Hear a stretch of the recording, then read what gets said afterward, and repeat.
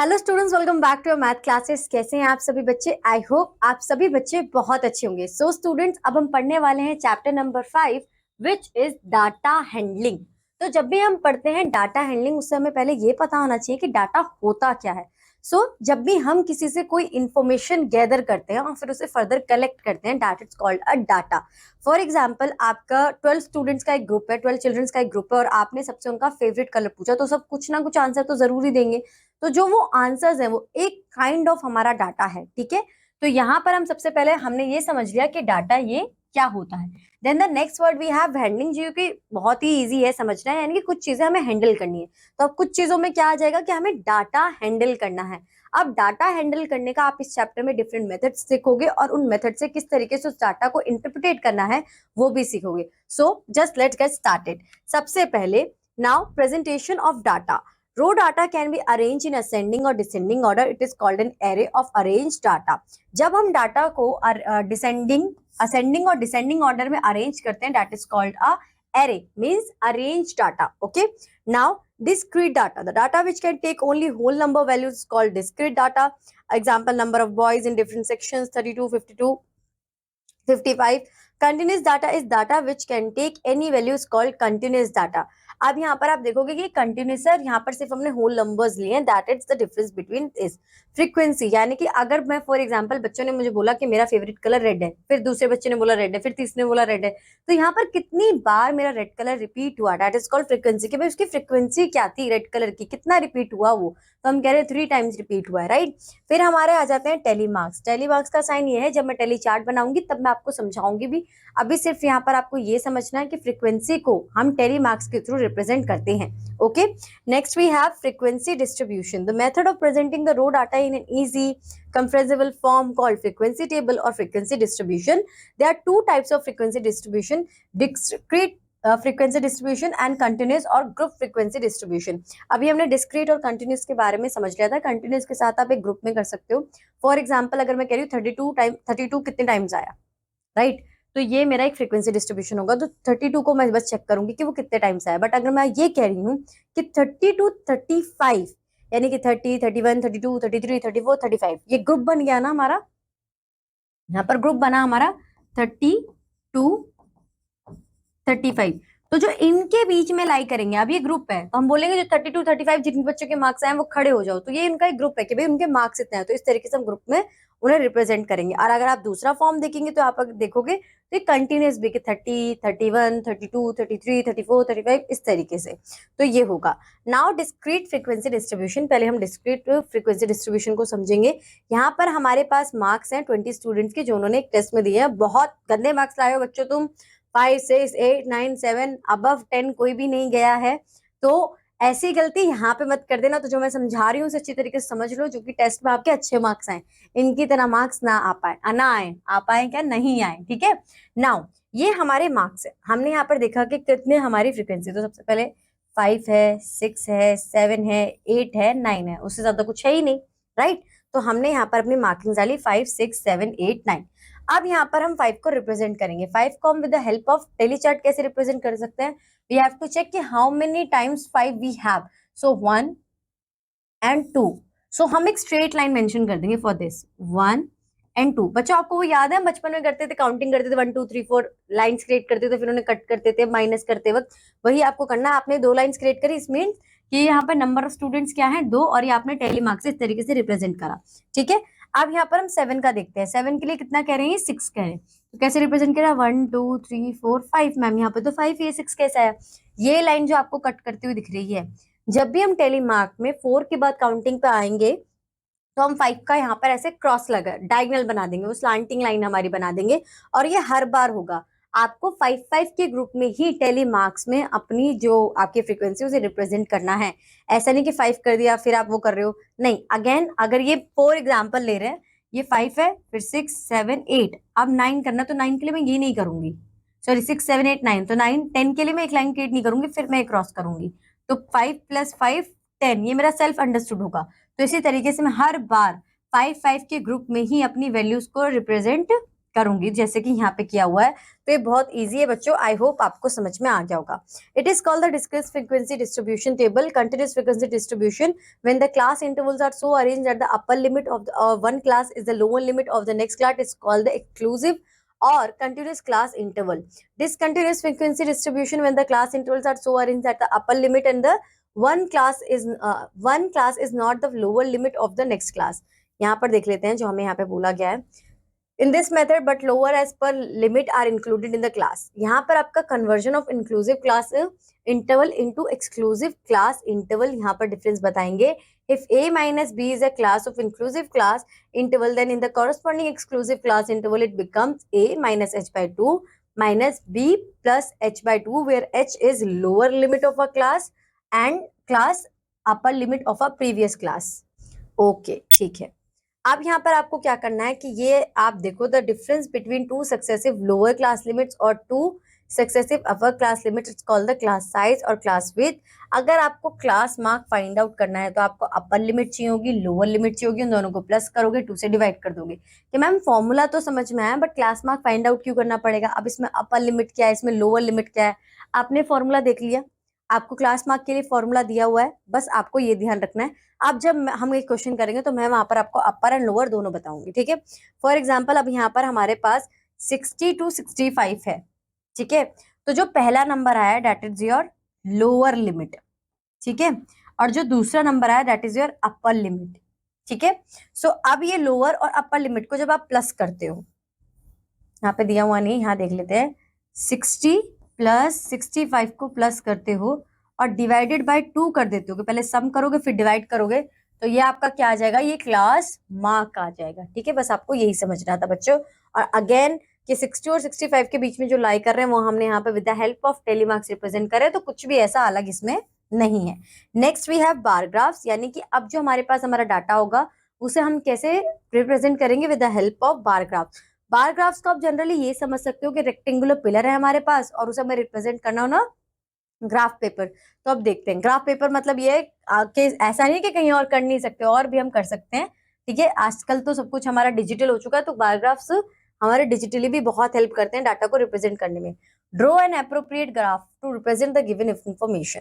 अब यहाँ पर आप देखोगे कि सबसे पहले आपको बनाना है एक Y axis which means vertical line, एक वर्टिकल लाइन होगी आपके पास, ठीक है, और एक आपके पास हॉरिजॉन्टल लाइन होगी which is called x axis. तो आपके पास y और x एक्सिस आ गया, इतना क्लियर है कि ठीक है हमें कुछ ये अपोजिट थोड़ा रिफ्लेक्शन ऑफ एल बनाना है, ठीक है। रिफ्लेक्शन ऑफ एल ही हो गया, अगर हम मिरर में देखेंगे तो हमें एल फॉर्म करना है।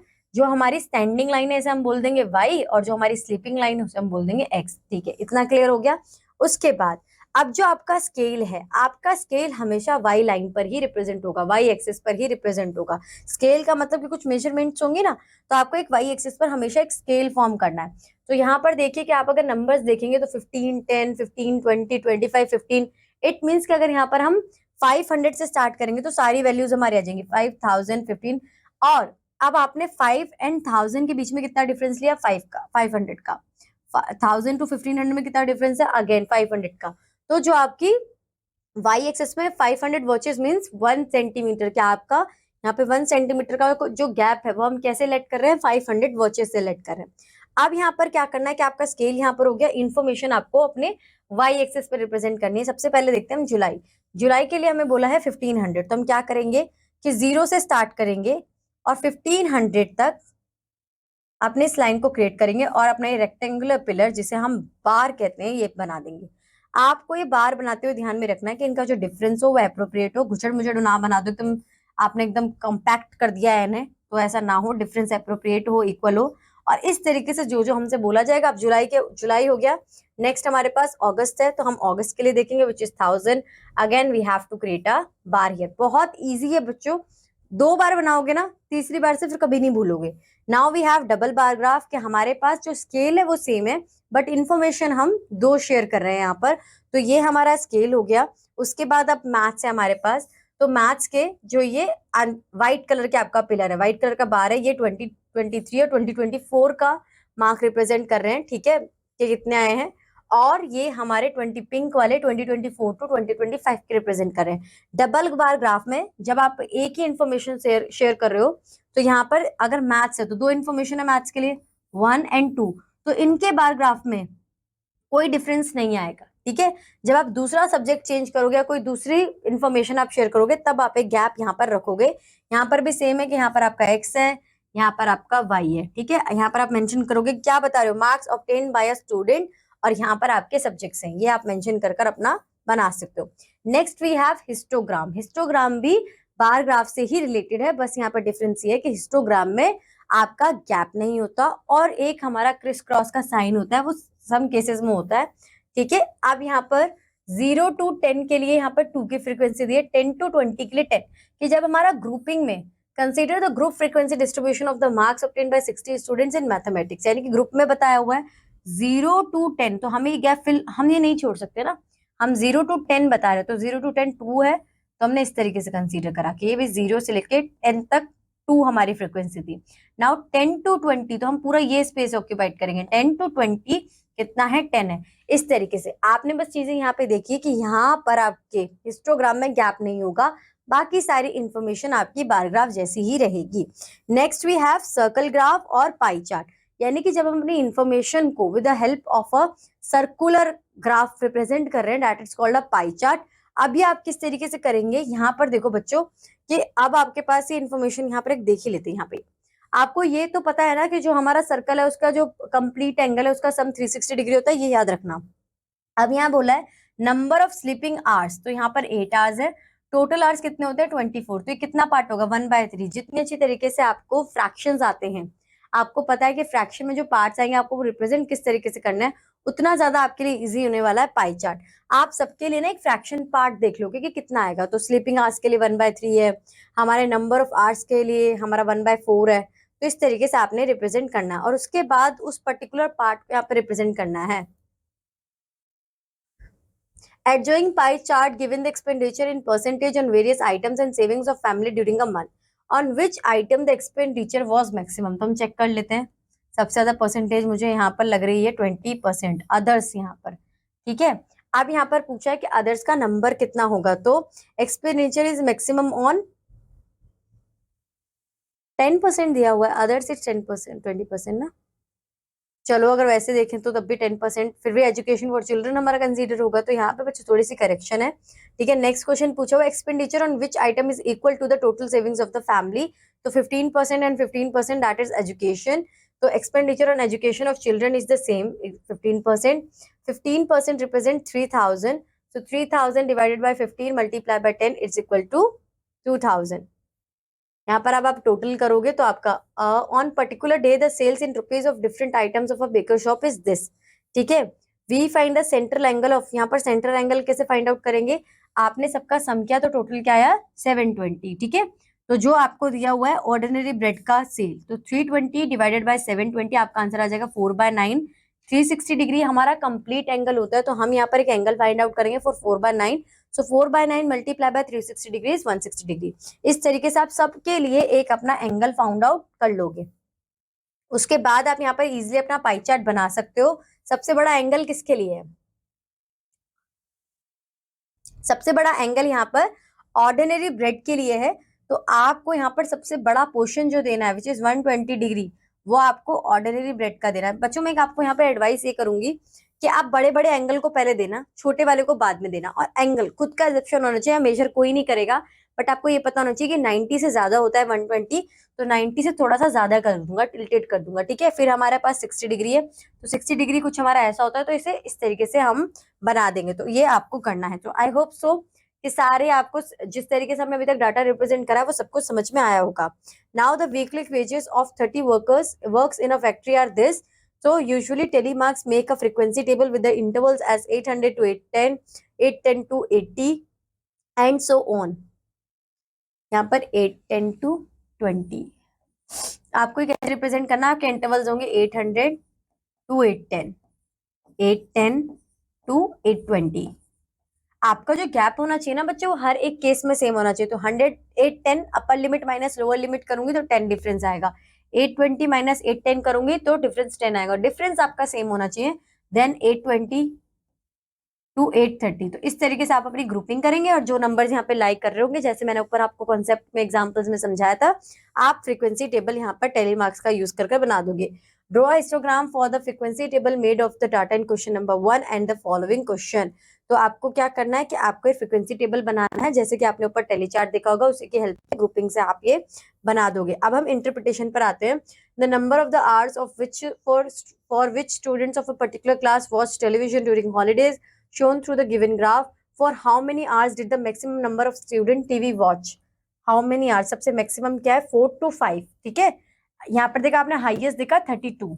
अब 32 का बार ग्राफ किस में आ रहा है? 4 to 5। तो यहाँ पर आपका आंसर आ जाएगा 4 to 5। Next, how many student watch TV less than 4 hours? तो लेस देन 4 आवर्स कितने बच्चे देखते हैं? तो यहाँ पर आप ये देख लोगे कि 4 आवर्स तो 1 to 2 देखते हैं। 4 आवर्स, लेस देन 4 आवर्स, तो यहाँ पर आपका आंसर आएगा 4। ठीक है, how many student spend more than 5 hours? तो मोर देन 5 आवर्स ये जितने भी आ रहे हैं 8, 22, 32, 8, 6, इन सबको आप प्लस करके बता दोगे, आपका आंसर आ जाएगा। ठीक है, now the shopper who come to a departmental store are marked as men and women W and boy B and girls G. The following list gives the shoppers who come during the first hour in the morning. Make a frequency distribution table using telemarks. Draw a bar graph to illustrate it. तो आपके यहाँ पर जो वो बनेंगे M, W, B and G। आपको यहाँ पे फ्रीक्वेंसी मेंशन करनी है, काउंट करना है कितना है। तो देखो 1, यहाँ पे G का देख लेते हैं, कम है। 1, 2, 3, 4, 5, 6, 7, 8, 9, 10, 11, 12। तो आपको 12 को रिप्रेजेंट करना है। तो 1, 2, 3, 4 कट, 1, 2, 3, 4 कट, 1, 2, 5 + 5 is 10 + 2 is 12। तो आपने रिप्रेजेंट कर दिया, आपकी फ्रीक्वेंसी आएगी 12। इसी तरीके से आपको सॉल्व करना, फिर इसकी हेल्प से आपको बार ग्राफ बनाना है। A survey was made to find the type of music that a certain group of young people liked in a city and showing part chart is shown the finding of this survey for this pie chart. Answer the following questions. If 20 people like classical music, how many young people were surveyed? अगर 20 people को classical music पसंद है तो कितने लोगों के साथ इन्होंने सर्वे किया होगा? तो 20% सेमी क्लासिकल है, तो क्लासिकल है 10% को पसंद। तो हम यहाँ पर क्या करेंगे, 10/100 मल्टीप्लाई बाय 20 कर देंगे। तो यहाँ पे 0 से 0 0, तो यहाँ पर 2, यहाँ पर हमारा आंसर आ जाएगा 2। ठीक है, which type of music is like by the maximum number of people? तो यहाँ पर लाइट म्यूजिक पसंद किया गया है, मैक्सिमम नंबर ऑफ पीपल से 30% है। ठीक है, now if a cassette company were to make 1000 CDs, how many of each type of would they make? तो आप यहाँ पे टोटल करोगे 20 + 10 30, 30 + 30 इज 16, 60 + इज 40। तो आप यहाँ पे क्या कर दोगे कि आपका यहाँ पर परसेंटेज हटाओगे आप 20, ठीक, 100। तो यहाँ पर क्या, मल्टीप्लाई बाय 100, हर एक केस की 20 कैसेट, 10 कैसेट, क्योंकि 100% है, टोटल हमें कुछ दिया हुआ नहीं है। तो सेमी क्लासिकल की कितनी बनेंगी? 20 कैसेट्स बनेंगी, क्लासिकल की 10। तो इस तरीके से आप इसे कंप्लीट कर दोगे। Now the adjoining pie chart gives the in marks scored in an examination by a student in Hindi, English, mathematics, social science and science. If the total marks obtained by the student were 540, answer the following question. In which subject did the student score 105 marks? तो अब हमें ये check करना है कि किस में, तो टोटल क्या है 540 है, परसेंटेज हमें पता नहीं है, और आंसर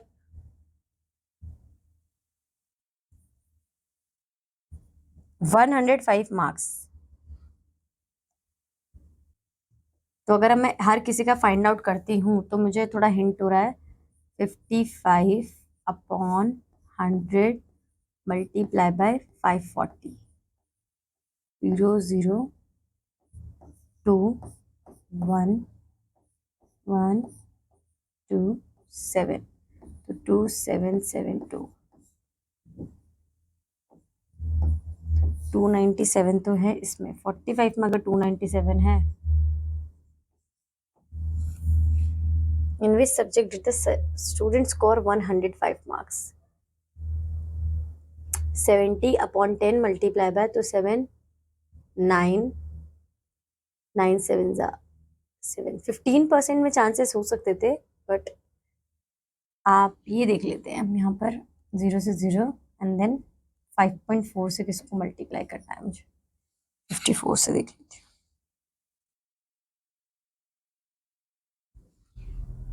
65% में शायद यहाँ पर 65 है, पर वो 5 से मल्टीप्लाई, 5 जा 25, 70 में होगा।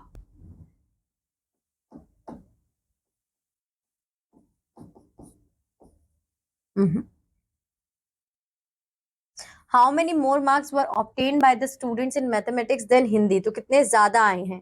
तो आप क्या करोगे, यहाँ पर हिंदी के मार्क्स दिए 70%, मैथमेटिक्स के दिए 90, तो 20% मोर मार्क्स आए हैं। तो आप ये 20% के नंबर्स कैलकुलेट कर लोगे और आपके पास मार्क्स आ जाएंगे। Examine whether the sum of the marks obtained in social science mathematics is more than the science and Hindi. तो सोशल साइंस एंड मैथमेटिक्स में 90 + 80 विच इज 170, ठीक है। और साइंस एंड हिंदी, तो साइंस में 70 और साइंस में कितने हैं 80, सोशल साइंस में 65 थे। 90 155 तो यहाँ पर होगा, और 70 70 40 150 यहाँ पर होगा। तो हाँ, एग्जामिन वेदर, तो सोशल साइंस और मैथमेटिक्स के मार्क्स ज्यादा होंगे। तो इस तरीके से बच्चों आपको ये डिफरेंट, हमें जो ये डाटा रिप्रेजेंटेशन के मेथड बताए गए इन्हें समझना है, इनसे डाटा इंटरप्रेट करना है और फर्दर अपने आंसर्स को कैलकुलेट करना है। Now chance and probability. Chance and probability का मतलब क्या होता है कि एक रैंडम एक्सपेरिमेंट है आपका, कि अगर जब मैं कॉइन को टॉस करूंगी तो कुछ भी हो सकता है। रैंडम है ना हमारा आंसर, चाहे तो वहां पे हेड भी आ सकता है, चाहे तो वहां पे टेल भी आ सकता है। टोटली आपका जो ये एजप्शन होगा ये आपका रैंडम अजप्शन होगा। तो probability is the study of chance of the occurrence of a given event. To convey probability terms like possibility, chance, likely etcetera are use. सो यहाँ पर एक्सपेरिमेंट कि हम the trials which produce identical results और outcomes और several repetitions are called experiments. Random experiment के हमें उसके बारे में पता नहीं है, पर हमें ये पता है कि पॉसिबल कि हेड आएगा टेल आएगा ये नहीं पता, पर इतना तो पता है कि हेड और टेल में से ही कुछ आएगा। तो इस तरीके से आउटकम यानी कि जो आपका आंसर आया कि हेड आया वो आपका आउटकम है, टेल आया वो आपका आउटकम है। इवन वन और more outcomes together of a random experiment. Compound event is if an event has more than one sample point, it is called a compound event. Sample space, a collection of all possible outcomes of a random experiment, it's called a sample space. So in one toss of a coin, the possible outcomes is head and tail. If it one coin toss of two coins, so head tail, tail head, tail tail. In one toss of three coins, तो इस तरीके से आप ये answers कर दोगे, ठीक है। In a toss of n coins simultaneously, the total possible outcomes are 2. In a throw of n dice simultaneously, the total possible, यानी कि जितने भी आपके, अगर हम डाइस को ऊपर करेंगे तो कितने नंबर आ जाएंगे, 1 to 6 में से कुछ भी आ जाएगा, तो टोटल आउटकम्स क्या है 6। हेड कॉइन को टॉस करेंगे तो क्या आ जाएगा, हेड या टेल आ जाएगा, तो 2 आउटकम है। तो एन आपका क्या है, आउटकम है। Favourable event, an outcome is said to be favourable to a compound event if it consist of the outcome as one of its sample point. In the throw of a dice, compound event is defined by getting an even number. तो यहाँ पर possible outcomes क्या हो सकते हैं for even numbers 2 4 6, और there are 3 favorable outcomes to event A, ठीक है। तो आप इसे कैसे रिप्रेजेंट करोगे कि number of outcomes are favorable to event A and total number of possible outcomes, तो 3/6 आपका means 1/2 आपका आंसर आ जाएगा, ठीक है।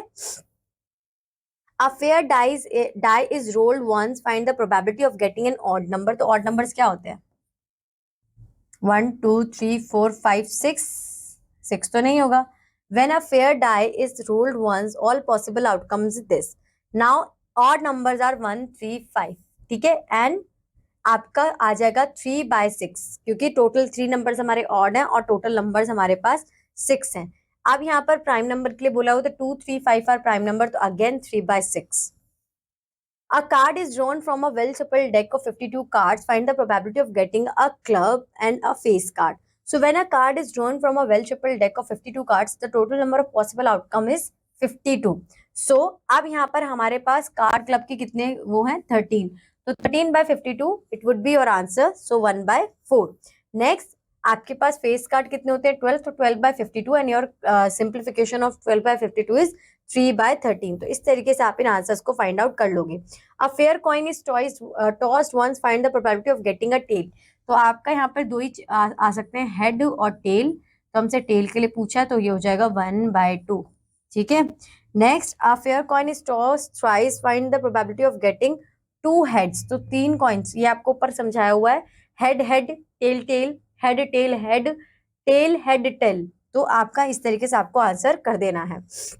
Next, 2 dice are rolled once, find the probability of getting sum of 5। तो सम ऑफ 5 कैसे हो सकता है? 3+2 हो जाएगा, 4+1 हो जाएगा, और तो कोई चांसेस मुझे यहाँ पे, या तो 5 ही आ जाएगा, सम है तो 2।